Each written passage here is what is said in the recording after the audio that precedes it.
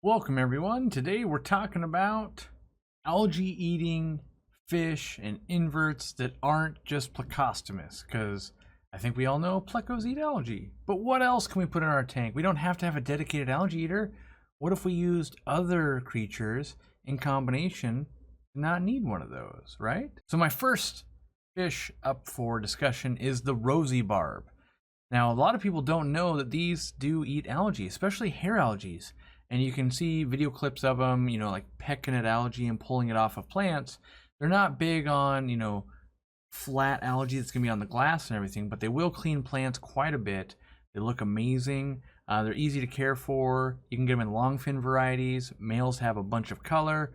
Females more silverish, not very expensive, can go in unheated tanks as well as heated tanks. They can be kept outdoors a lot too.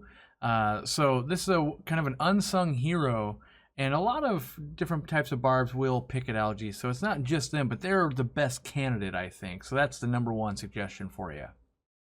Up next, goldfish. Goldfish are amazing at eating different algae on the substrate and just basically pulling off everything they can get their hands on. I've done a whole video on how clean goldfish are and what they can do, but they don't get enough credit, especially in big big fish tanks, where you've got, maybe a big predator fish and things like that. You put a common goldfish in there and he's cleaning up all over the place. And you can use it even strategically in your community tank to clean up the algae off of plants and gravel and decorations and all of that, and then either rehome it to, maybe the family's pond, or bring it back to the fish store, or maybe you just move it back to your goldfish aquarium and love it like a pet. Next up, platies, or most livebearers really, but platies are really good at it, and they've got the mouth structure to go to a plant and pull algae off. Now these, again, more hair types of algae is what they're suited for, less of the really flat algae, the diatom brown and green algae you see on glass, but these are some of the most known algae, the blackbeard algae, all of that. They won't, you can't just add one platy to your 55-gallon aquarium, it's going to fix it, but if you keep these fish, when that algae does start to come about, they'll start working on it, and if you have a group of them, especially since they're live bearers, they can usually get on top of it. It's not, none of these fish is a one fish fixes all your problems. It's mostly start using these in combination with other community fish and other tactics to reduce algae and get yourself a nice, beautiful aquarium. Next up, reticulated Hillstream loaches. These look super cool. They're actually in the loach family, not in the catfish family like a Plecostomus would be. They can go in an unheated aquarium. They look cool on the glass like a face sucker, or if you just see them top down more like a stingray. They do eat the flat algae, so that green algae and that brown algae on rocks and glass and decorations and all of that, these guys will eat those. So you can start seeing like, well, if I choose some guys that are eating hair algae and some guys that aren't, now I'm covering both aspects, and that's what these guys are going to help you do. Next up, we've got the Siamese algae eater.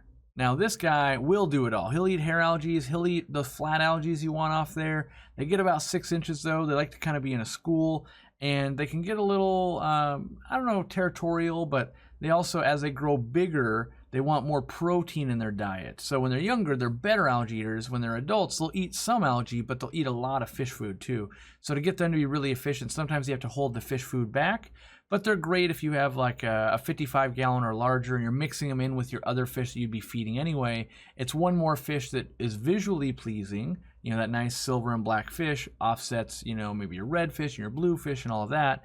And they're going to help control algae. So another fish to add into the mix. Next up, we've got a killifish, which is the flagfish. Now, this fish can go in an unheated aquarium. Again, it's going to be good for lots of hair algae. It can be kind of tough on plants, so it'll rip it off. Right? Really good at eating blackbeard algae, but you might not put it in with your Monte Carlo carpet or your dwarf baby tears. Anything that's a real small leaf plant, it will eat it, but it also eats all that algae. So, they're a native to the United States, which is fun, and you can find them like in our fish store or on Aquabid or something like that. And they are a little bit more aggressive. Like, they're not going to go out and just kill everything, but just know that they can be a tank bruiser. Sometimes you get ones with a bad attitude. The males have a ton of color, kind of looks like a flag.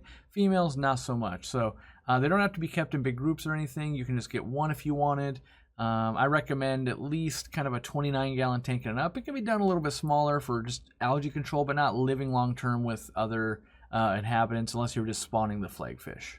Next up, I don't think this one's a stranger to many people, but shrimp. A lot of shrimp, Amano shrimp, even ghost shrimps that are mostly carnivores will pick at algae, cherry shrimps and all those varieties, crystal shrimps.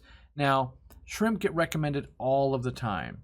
And they do eat some algae a little bit, but a lot of what they're doing is eating the crustaceans and the bits of food that get in the algae. And that serves a purpose too. By eating that up, it's keeping it from more algae growing. And if they're really hungry, they'll start picking algae actually off of decorations and substrate and all of that.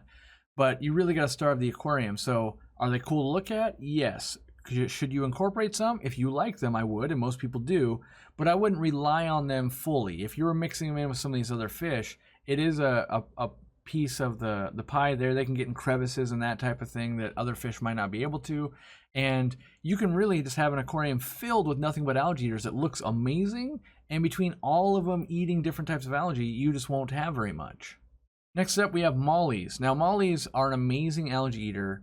Most people struggle with mollies because they like higher pH, they like a lot of hardness in the water, a lot of minerals, calcium, magnesium, that kind of stuff. They can live in brackish water all the way to salt water, so a lot of times they go into salt water to eat saltwater algae. And but in our planted aquariums, things like that, unless we're on a well or we just have naturally high pH and hardness, they can struggle a little bit, especially if you're injecting CO2. So if you're in one of those areas that you do have rock hard water and all of that, these are the algae eater for you. They're going to do so well. They give birth to more live fish, and that's kind of nice because they breed to how much food there is. So if you're feeding them, a few pellets every day, and they have babies, and now the babies are eating the algae. If they run out of food, they don't have enough to really reproduce more. Like, they'll make more, but then they hunt their own babies down. So they're kind of self-limiting with the algae, and they'll kind of spawn to as much algae as there is, and that's helpful. So I really like them, and you get them in a lot of different varieties, but you got to have that hard water. That's the catalyst to really doing well with them. Next up, we have snails. I know people think snails are bad for plants. Most snails do not eat healthy plants. Snails will eat dying plants, they'll eat rotten leaves, they'll do all of that kind of stuff, especially when you buy a plant and it's new and it starts melting its emerse form down and growing the underwater form, right? All those leaves they're going to eat. My favorite ones happen to be Malaysian trumpet snails, ram's horn snails, nerite snails that can get green spot algae, which almost nothing else eats green spot algae, but they do lay white eggs that don't hatch. So that's not the best. But, things like rabbit snails, mystery snails, and Japanese trapdoor snails, they all have kind of special requirements, and they can get a little bitey on plants if they're not getting enough food.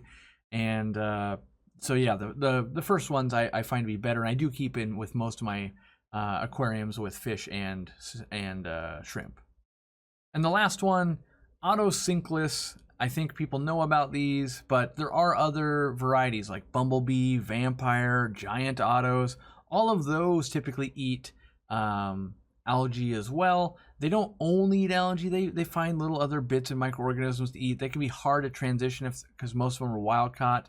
You can try to use things like rapashi, Soylent Green, and that kind of stuff, but go very sparingly with these. If you've got a 55-gallon tank, 3 Otocinclus is more than enough.